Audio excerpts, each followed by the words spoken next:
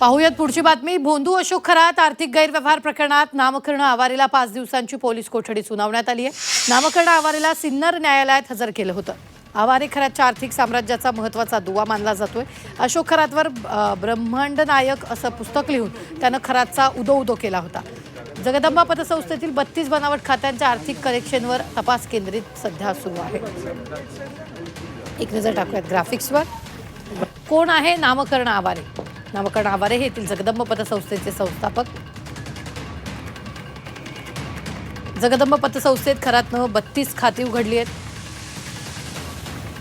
आवारेंनी खरातच्या शिवनिका संस्थांचे सचिव म्हणून काम केले। बोंदुगिरीचा आरोप असलेल्या अशोक खरातचा निकटवर्ती आहे। 2012 मध्ये लिहिलेल्या आत्मचरित्रात खरातची स्तुती केलेली आहे। आत्मचरित्रात सिद्धपुरुष संबोधून खरातची महती गायली होती। उद्योजकांना खरातकडे नेऊन अंधश्रद्धेला खतपाणी घातल्याचा आरोप आवारेंवर आहे।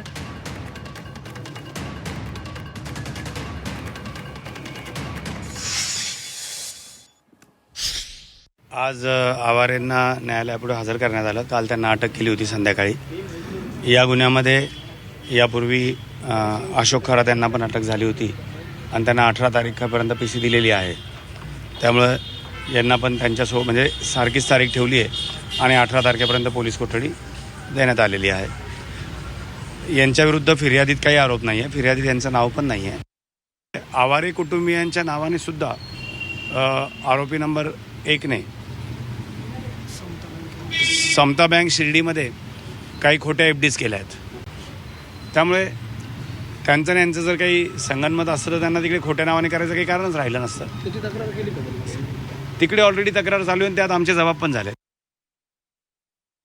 दुर्दैवाने तसं दिसलं मला।